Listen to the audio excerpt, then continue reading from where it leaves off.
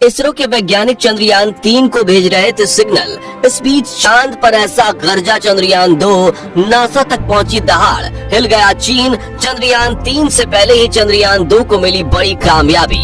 पहले चांद की सतह पर बर्फ और फिर बाहरी वातावरण में खोज डाली ऑर्गन 40 गैस। दोस्तों, आज से करीब 4 साल पहले यानी 7 सितंबर 2019 के दिन इसरो टीम अपने दिल पर पत्थर रखकर एक ऐसा खबर सुनाती है जिससे पूरा भारत मायूस हो गया था। दरअसल उस दिन चांद पर गया भारत का मिशन चंद्रयान 2 लैंडिंग के दौरान फेल हो गया था। वो दिन भारत के इतिहास का सबसे मनहूस दिन था। लेकिन उसी दिन इसरो ने ये ठान लिया था कि चांद पर चंद्रयान 3 को भेजकर चंद्रयान 2 के अधूरे मिशन को पूरा करेंगे।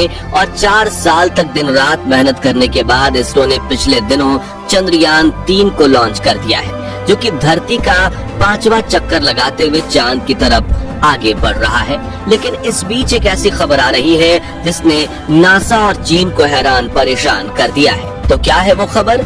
पूरी जानकारी देंगे, वीडियो को अंत तक जरूर देखिएगा। दरअसल इसरो का दूसरा मून मिशन चंद्रयान 2, जिसे फेल बताया जा रहा था, वो अब अपनी गहरी नींद से जाग चुका है और ऐसी करामात करके दिखा रहा है जिसे देखकर दुनिया की सभी स्पेस एजेंसीज हक्की बक्की हो गई हैं। क्योंकि अपने लाखों डॉलर्स के मून मिशंस भेजकर जो काम वो लोग नहीं कर पाए, वो अब इसरो का वो मिशन करके दिखा रहा है जिस पर दुनिया ने फेलियर का ठप्पा लगा दिया था। हालांकि दोस्तों, इसरो को अपने इस अंतरिक्ष यान पर पूरा भरोसा था और जब चंद्रयान 2 का विक्रम लैंडर क्रैश लैंडिंग की वजह से तबाह हो गया था, तब भी इसरो ने कहा था कि हमने इस मिशन के 90 से 95% उद्देश्यों को पूरा कर दिया है। यानी चंद्रयान 2 मिशन पर इसरो ने जो 5 साल और 978 रुपए झोंक दिए थे, वो पूरी तरह से बर्बाद नहीं हुए हैं। लेकिन उस वक्त नासा, चीन, सोवियत यूनियन और यूरोपियन स्पेस एजेंसी का मानना था कि चंद्रयान 2 ने अपने मुख्य उद्देश्य यानी लैंडिंग करने को पूरा नहीं किया है। मगर अब चंद्रयान 2 के ऐसे करामात हो गए हैं जिन्हें देखकर इन सभी की बोलती बंद हो गई है। दोस्तों, बेशक चंद्रयान 2 का विक्रम लैंडर चांद पर क्रैश हो गया था और उसके उपकरणों ने भी काम करना बंद कर दिया था, लेकिन इस मिशन में इसरो ने सिर्फ लैंडर को ही चांद की सैर करने नहीं भेजा था, बल्कि लैंडर को चांद तक ले जाने वाला बड़ा हिस्सा यानी ऑर्बिटर उस वक्त भी सही सलामत था और 100 किलोमीटर इंटू 100 किलोमीटर की कक्षा में हमारे चंदा मामा की परिक्रमा कर रहा था। और बड़ी बात यह है कि इसरो ने उस ऑर्बिटर पर 1-2 नहीं बल्कि 8 एडवांस टेक्नोलॉजी वाले पेलोड यानी उपकरण लगाए थे, जो चांद के ऊपर ढकी सफेद चादर से अंदर झांककर इसके अंदर मौजूद खजाने से पर्दा उठाने के लिए पूरी तरह तैयार थे। उस वक्त इसरो के वैज्ञानिकों ने ये बताया था कि चंद्रयान 2 का ऑर्बिटर बिल्कुल सही सलामत है और ये पूरे 7.5 सालों तक बिना थके चांद के चक्कर लगाता रहेगा और हमें चांद के बारे में डेटा भेजता रहेगा। लेकिन दोस्तों, वो समय ऐसा था कि लोगों की नजर सिर्फ चंद्रयान 2 के लैंडर पर टिकी हुई थी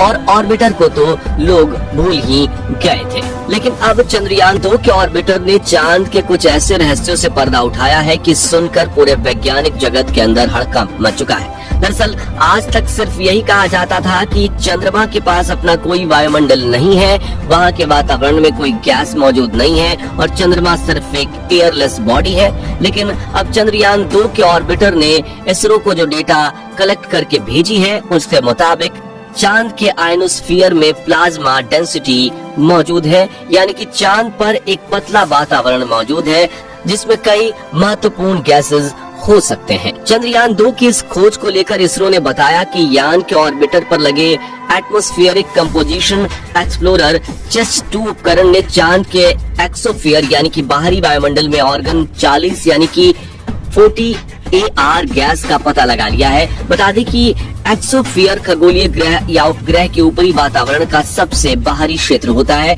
और यहीं मिली ऑर्गन 40 गैस की खोज से हमें चंद्रमा के बाहरी वातावरण के बारे में जानने में काफी मदद मिलने वाली है। इस खोज के बारे में आगे बात करते हुए इसरो के वैज्ञानिकों ने बताया है कि चंद्रयान 2 ने ये ऑब्जर्व किया है कि दिन और रात के दौरान इस ऑर्गन 40 गैस में भिन्नता दिखाई दी है।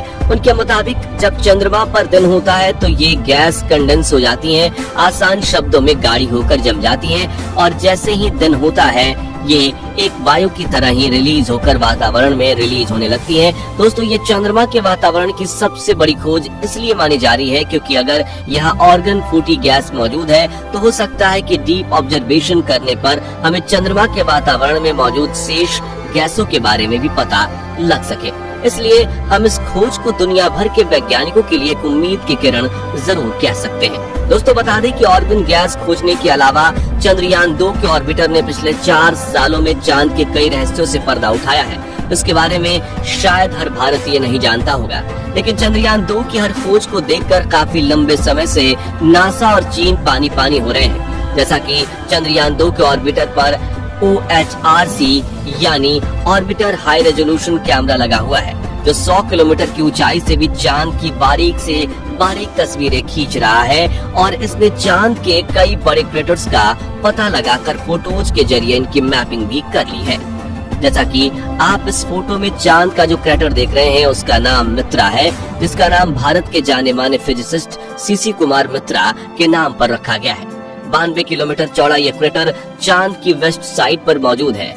इस तरह चंद्रयान 2 की मदद से चांद के छोटे मोटे क्रेटर्स और पहाड़ के हाई रेजोल्यूशन फोटोज इकट्ठा कर लिए गए हैं और इसने चांद की सतह का नक्शा बना दिया है, जो न सिर्फ चंद्रयान 3 बल्कि भविष्य में होने वाली सभी मून मिशन में काम आने वाले हैं। इसके अलावा दोस्तों, चंद्रयान 2 पर एक्सरे स्पेक्ट्रोमीटर नाम का एक उपकरण भी लगा हुआ है, जिसने चांद की सतह पर क्रोमियम, मैग्नीज और सोडियम जैसे मूल्यवान खनिजों का पता लगाया है। वही साल 2009 में चंद्रयान 1 ने चांद की सतह पर पानी की खोज की थी, लेकिन कई वैज्ञानिक चंद्रयान 1 की खोज से संतुष्ट नहीं दिख रहे थे। लेकिन चंद्रयान 2 के ऑर्बिटर पर लगे इंफ्रारेड स्पेक्ट्रोमीटर उपकरण ने चांद की सतह पर हाइड्रोक्सिस और वाटर आइस होने के बाद पर ठप्पा लगाकर उन सभी के मुंह को बंद करवा दिया है जो इस बात से इनकार कर रहे थे।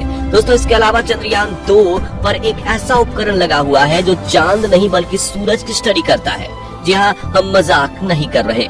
इसरो के वैज्ञानिक हमेशा दूर की सोचते हैं और उन्होंने चंद्रयान 2 पर एक एक्सरे मॉनिटर लगाया है जो सूर्य की सतह पर हो रहे धमाकों की स्टडी करता है। इन्हीं धमाकों की वजह से सूर्य का आउटर लेयर यानी कोरोना काफी ज्यादा गर्म हो जाता है और इन्हीं की वजह से कई बार सूर्य से बड़े बड़े सौर तूफान निकलते हैं जो अपने आसपास वाले ग्रहों और उपग्रहों पर हमला करते हैं।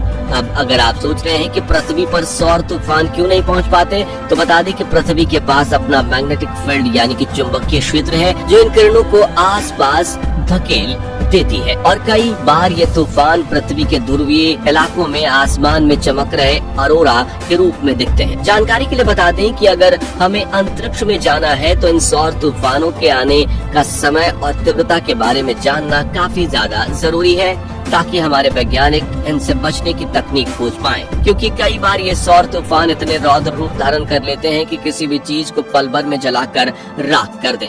और अंतरिक्ष में तो पृथ्वी का चुंबकीय क्षेत्र हमें बचाने तो नहीं आएगा ना।